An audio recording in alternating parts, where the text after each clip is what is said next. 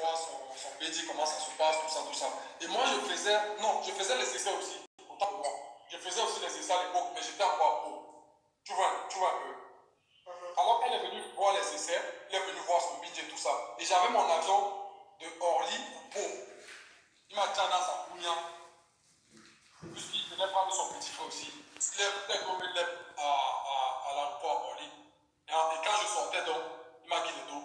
Il m'a dit 300 peu. Tu vois un peu. Son charisme m'a monté dans le monde.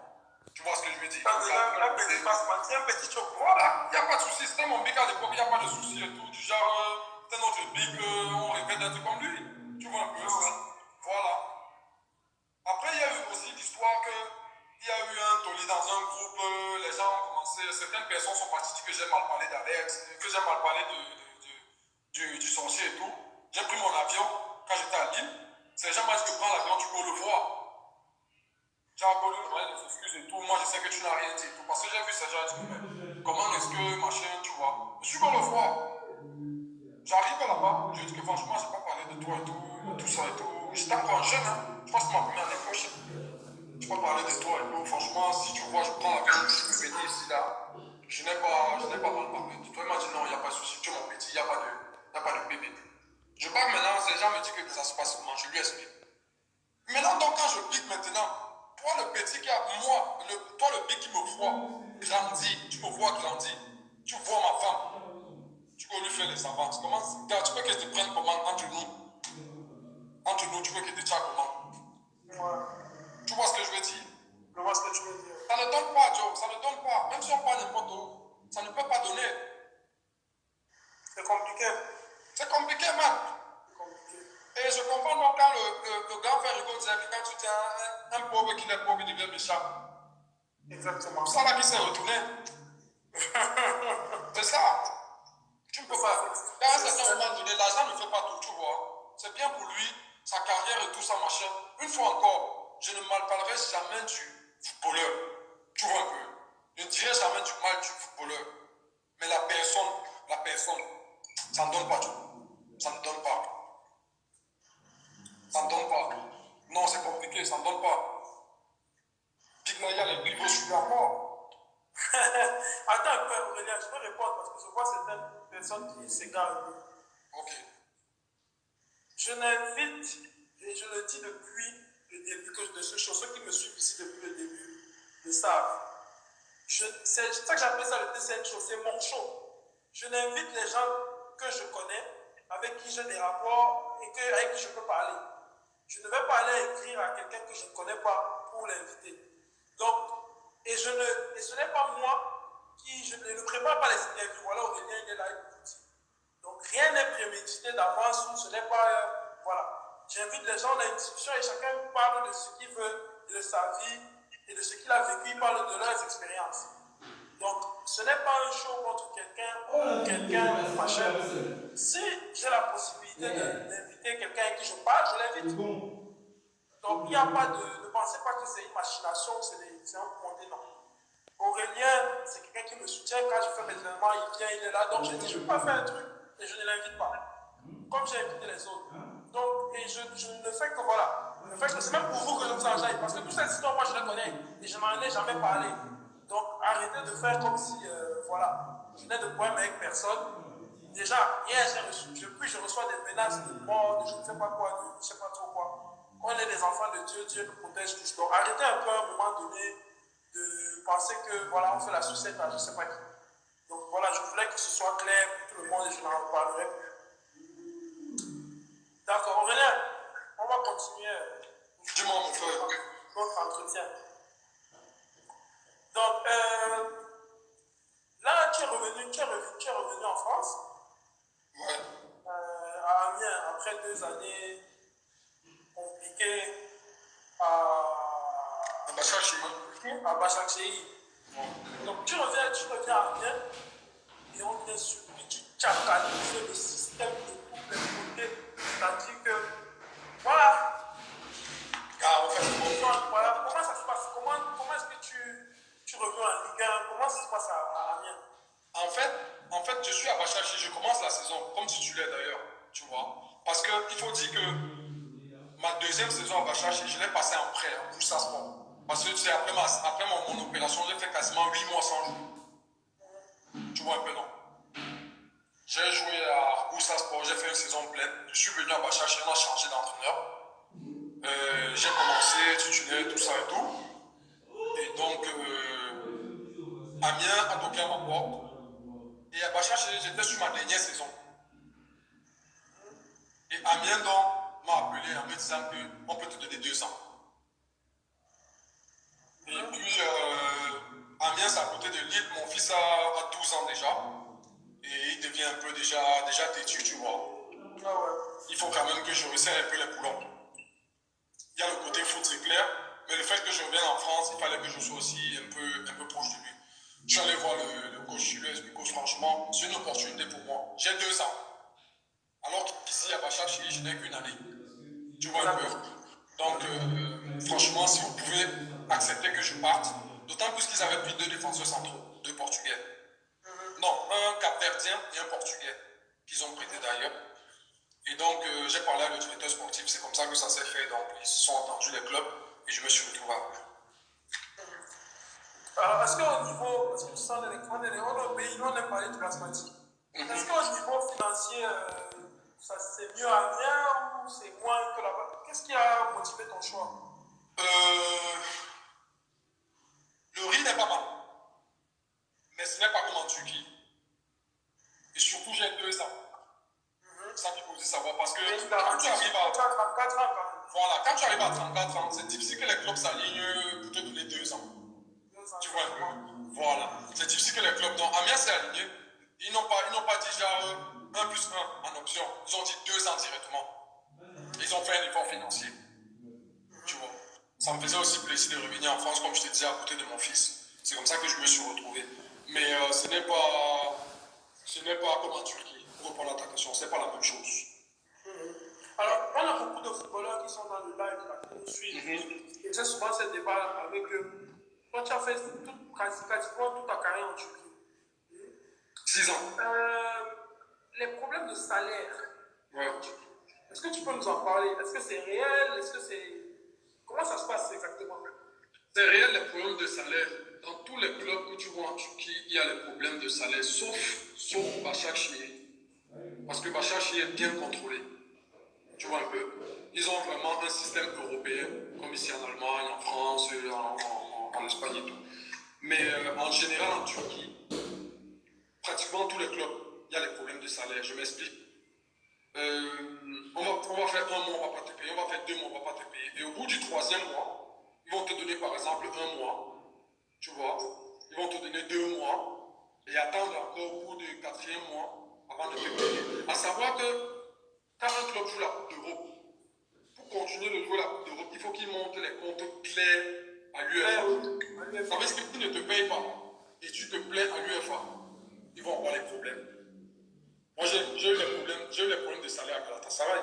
Mais on nous donnait un document comme quoi on signe et après on va nous payer. Comme c'est un club qui est sérieux, nous on signe, il n'y a pas de problème. Tu vois, il va chercher, j'ai jamais eu de problème de salaire ou quoi que ce soit. Mais sinon, que tous les clubs, je sais que même Beşiktaş, à un certain moment donné, ils étaient même à 7 mois, si je ne me trompe pas. Ils étaient même à 7 mois d'impayés. Mais comme je dis, une fois qu'ils jouent la Coupe d'Europe, ils sont obligés de montrer, d'équilibrer tous les comptes. Il faut que ces comptes, ça passe à l'UEFA avant de jouer la Coupe d'Europe. Du coup, ça fait que ils payent les joueurs. Il y a des joueurs, comme par exemple, je te dis aujourd'hui, Bursa Sport me doit encore de l'argent. Ouais, Bursa Sport. On parlait de Bursa Sport la dernière fois. Oui, il était venu en Turquie, il le voulait aussi, il était venu à Istanbul. Il est arrivé avec son agent et après ils ont changé. Ouais, on a passé la nuit même ensemble. Je suis parti à son hôtel avec le grand lit, donc je ne sais pas si tu connais. On était dans la chambre toute la nuit, on a parlé un peu. Bref, pour te dire, Bursa Sport, ils me doivent encore l'argent, 5 mois de salaire. Là, ils sont en 2e division. Mais quand ils vont monter, pour faire les transferts, ils sont obligés d'équilibrer les comptes. D'équilibrer les comptes. Là, donc, ils m'appelleront pour dire que bon, voici ton argent. Tu vois un peu. C'est bien que tu en parles, que tu expliques un peu parce que. Oui, il y a des problèmes de salaire avant de personnes de tout le monde. Il y a des problèmes de salaire. Même à Galatasaray, champion, champion, tout que Oui, tu penses bien sûr, il y a les problèmes de salaire. donc, est-ce que tu conseillerais à un joueur qui n'est pas en fin de carrière, qui est au milieu de sa carrière, au début de sa carrière, d'aller jouer un joueur africain? Parce que nos réalités sont différentes des autres. Est-ce que tu le conseillerais d'aller en Turquie? Moi, ça, je ne vais pas te mentir. Ça, c'est bon côté. Pourquoi? Dans quel sens? J'ai gagné beaucoup d'argent en Turquie. Je ne vais pas te mentir. J'ai gagné beaucoup d'argent. J'en ai perdu aussi parce que j'ai fait des erreurs, comme je disais tout à l'heure. Tu vois. Mais si j'avais fait toute ma carrière, par exemple, en France, ce que j'ai aujourd'hui, je ne l'aurais pas. Parce que là-bas, en Turquie, il n'y a pas d'impôt. C'est le club qui paye tes impôts. Exactement. Donc, ce que tu reçois dans ton compte, c'est pour toi. Maintenant, si, comme tu dis, si je rencontre un jeune footballeur ou un qui est au milieu de sa carrière, je lui demanderai d'abord, tu joues pourquoi? Pour la notoriété ou bien pour l'argent? C'est en fonction de ça que tu vas lui donner le conseil. Tu ne vas pas dire à un footballeur que go là-bas parce qu'on va te guider d'eau. Tu vois ce que je veux dire? Il faut aussi qu'il sache que lui il veut. Exactement. Exactement. Donc, ça dépend de ce que chacun veut faire. Moi, je vois déjà le fait que, gars, après ma carrière, je n'ai pas fait les grandes études. J'ai la chance, ma femme m'aime bien comme il faut. Je pense quand même qu'à la fin, j'aurai quand même un toit où dormir et j'aurai quand même de quoi manger. C'est déjà bon. C'est comme ça que moi, j'aime passer, tu vois un peu. Donc, chacun gère sa carrière après comme il veut. Ouais. Mesdames et messieurs, vous êtes toujours sur le Destin Show. Je vais déjà m'excuser parce que on devait avoir deux invités ce soir. Aurélien et Sébastien Siadi. Mais malheureusement, il y a un décalage horaire entre vous et Dubaï. Donc, Sébastien allait se reposer. Donc, on va passer la soirée avec Aurélien. Il a une très très grosse carrière. Alors, pour ceux qui ne connaissent pas le show, parce que je vois qu'on est quand même 600 ce soir, c'est quelque chose, c'est une initiative que j'ai décidé de créer pour passer le confinement. Parce que tu sais, moi, je suis toujours dans l'enjaillement. Donc, pour rester proche de ma communauté, je me suis dit, bon, je vais créer un show, je vais inviter mes amis, je vais appeler les gens et on va parler de leur vécu. Et on va essayer de donner des conseils parce que moi, je suis très suivi par les moins de 24 ans. Donc, on va essayer de. Moi, j'ai pas 30 ans là, cette année. Ok. Voilà. Donc, on va essayer de leur donner des conseils par plusieurs. Alors, il n'y a pas que des footballeurs qui sont passés. Parce que je vois des gens qui. Il y a Loco qui est passé, il y a Sophie Aïda, il y a Cindy Eman. J'ai pris les personnalités de tous. J'ai pris des musiciens, des acteurs, des actrices, des comédiens. Et puis voilà, j'ai même pris demain, après on aura le boxeur camerounais Cédric Doumbé. Donc il n'y a pas que des footballeurs. J'invite tout le monde et voilà. Au cas où on dit que 30 ans seulement. Je suis fort. Ouais, je suis fort. Et il m'arrive même des fois, des fois d'appeler des gens au hasard. C'est-à-dire que quand je vois les gens, j'appelle au hasard, je parle avec eux, on discute. Tu vois ce que je veux dire? Et puis ça, c'est notre généralement, on met un peu le show, on appelle les gens qui dansent et tout ça là. Donc ce n'est pas un show pro-footballeur ou anti-footballeur ou quoi que ce soit. Donc voilà, sauf que c'est normal. Quand il y a le footballeur, l'audience monte. Donc c'est pour ça que vous avez l'impression que ce n'est que le truc. Tu as la prime alors? Je vais l'inviter, ça c'est sûr. Ça va être le feu. Ça va être le feu, voilà, je vais l'inviter. Merde, ça va être direct. Je vais l'inviter peut-être samedi ou dimanche. Ok. Je vais l'inviter peut-être samedi ou dimanche. Donc, Aurélien, on revient à toi. Il y a une question qui est sur toutes les lèvres. Parce qu'on regarde un peu la saison que tu es en train de faire à Amiens. Grosse saison, tu fais de gros matchs contre Paris, voilà, on a vu. Est-ce que tu penses à revenir à une sélection nationale? Non. Est-ce que c'est possible de revoir Non, parce que je te coupe non, parce que la génération qui est là, ils sont en train de bien faire. Je ne vois pas pourquoi je reviendrai là-bas. Tu vois un peu. Ils sont en train de bien faire. Les gars sont entrés, ils sont dans le rythme. C'est bon. Nous tous, quand on voit la télévision, c'est bon. Mais venez faire quoi? Tu vois ce que je veux dire? Oui, c'est bon. Ils sont bien. Franchement, ils sont bien. Il faut les laisser jouer. C'est juste que, comme tu connais le Camerounais, il y aura toujours les commentaires, les intrigues. Le Chava va aimer un tel et pas un autre et tout machin. Franchement, c'est une génération. Ils ont beaucoup de choses à faire. Il faut les laisser jouer. Les petits là sont bien. Exactement. Oui, ils sont bien. Alors maintenant, je vais parler aux supporters, Aurélien Chedjou, Camerounais comme tous. On a vu un peu tous la dernière CAN. On a essayé de suivre tout ça. Comment est-ce que tu as, toi, personnellement, c'était quoi ton ressenti? Après la finale. Non, la CAN 2019. Ah, la CAN 2019, gars, j'étais énervé comme tout le monde, non? Je suis devenu supporter. J'étais énervé, c'est normal. Ton avis de footballeur, de supporter. J'étais énervé parce que, gars, on était champion en titre. Et puis on est passé, on a été éliminé. C'était en quart, non? En quart de finale, contre. On a été éliminé en quart. Car il fallait quand même arriver au moins en finale. Mais je suis certain qu'ils se sont battus comme ils ont pu. Regardez même le Sénégal n'a pas gagné alors qu'ils avaient de très bons joueurs. Mais une fois encore, comme je te dis, les petits là, il faut les laisser jouer. Ils ont un très bon avenir devant eux. Mais pour répondre à ta question, j'étais vraiment énervé, comme tout supporter qui supporte son pays, qui supporte les Lions indomptables. J'étais énervé qu'on ne soit pas allé au bout. Mais je suis certain que les petits ont donné tout ce qu'ils ont donné. Et je sais que les cannes qui arriveront, surtout celles du pays, je suis sûr qu'ils vont faire mal. À ton avis, qu'est-ce qui leur a manqué à cette génération-là? Disons que les autres équipes sont bien préparées, sont mieux préparées peut-être, ou alors disons plutôt que le niveau en Afrique est en train je ne sais pas si ça se dit, de se niveler, de monter. Il n'y a plus de petites équipes en Afrique. Tu vois ce que je veux dire? Il n'y a plus de petites équipes. Ça veut dire que quand tu joues contre n'importe qui aujourd'hui, il faut être à 100%. Est-ce qu'ils n'ont pas fait un complexe de supériorité? Je ne sais pas, je n'étais pas là. Tu vois un peu. Je ne peux pas te dire vraiment comment la préparation a été faite. Mais ce qui me revient quand je regarde les matchs africains aujourd'hui, il n'y a plus de petites équipes, il n'y a plus de petites nations. Tu vois, il n'y a plus de petites nations. Peut-être que les gars aussi se sont dit que, gars, on joue comme en 2017, ça va passer. Sauf que non, d'autres joueurs veulent se montrer dans d'autres pays. Tu vois un peu, les gars viennent des Katangais. Et c'est comme ça qu'on te met un but à la 70e, à la 80e, tu es surpris. C'est là que tu commences vraiment à vouloir jouer. Et peut-être il se fait tard. Moi, c'est ce que je pense. C'est ce que je peux te répondre. Alors, Sidof, Ouais. comment est-ce que tu l'as trouvé? Les 8 mois qu'il a fait au Cameroun, comment est-ce que tu l'as trouvé? Je pense que, une fois encore, je parle de ma position de quelqu'un qui est dehors, pas dedans. Bien sûr, bien sûr. Voilà. Je pense qu'il n'a pas compris qu'on ne gère pas le Cameroun comme on gère les équipes en Europe. Quand tu arrives au Cameroun, Massa, tu dois prendre les gens d'abord, tu prends d'abord 2-3 éléments sur qui tu vas t'appuyer. Tu ne gères pas le Cameroun comme tu as géré la Corogne ou bien le Milan AC.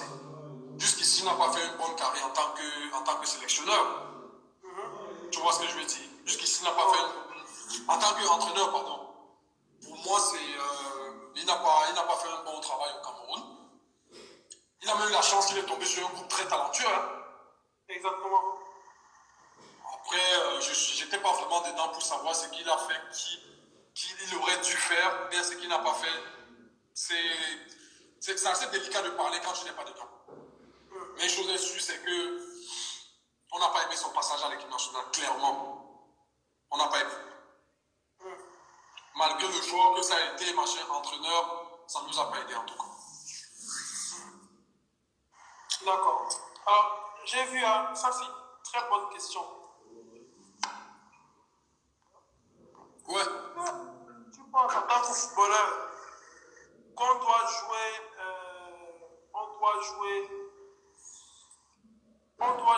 pour la carrière ou pour le basmati? Bon, sans faire le politiquement correct, n'oubliez pas que le football c'est un métier. Tu comprends ce que je veux dire? Ouais, Le football c'est un métier. Ce n'est pas quand tu vas arrêter ta carrière. Ce n'est pas quand tu vas arrêter ta carrière que les gens qui venaient te soutenir dans les tribunes vont payer les factures. Ça, c'est ce qu'il faut d'abord savoir. Quand on est petit, on joue pour passion, tout ça, on veut jouer dans les grands clubs, on veut on veut qu'on nous voit à la télévision, on veut être des... On passer sur Canal, comme on disait à l'époque. Voilà, exactement. Tu vois ce que je veux dire? Uh-huh. L'amour du football est là. L'amour de son métier est là. Ça, c'est sûr. Ça, c'est sûr. Mais si tu peux aller à Mou et Basmati Massa, tu ne peux pas t'empêcher. Maintenant, s'il faut que tu ailles au Koweït, tu ailles, je ne sais pas moi, dans un pays exotique pour gagner ta vie, il ne faut pas avoir honte de cela. Parce que c'est toi qui cours. En attendant, c'est toi qui cours sur le terrain, Massa. Tu vois un peu, quand tu arrives au Cameroun, tu dis, oh, le pro, il n'y a rien, il n'y a rien. Quand tu refuses là, les gens disent que tu es chiche. Mais quand tu cours parce que tes noyaux sont glacés là, parce que tu es en train de souffrir sur le terrain, personne n'est avec toi. Tu vois ce que je veux dire? Et puis comme je te disais, quand on finit notre carrière, on est jeune pour la vraie vie. On est jeune pour le football, mais la vraie vie, on est très jeune. On finit quoi? À peu près à 38 ans. Pour ceux qui vont un peu plus loin, 39 ans. Tu vois un peu? Tu es jeune pour la vraie vie, man. Exactement. Quand tu étais dans ta carrière, tu faisais comme ça.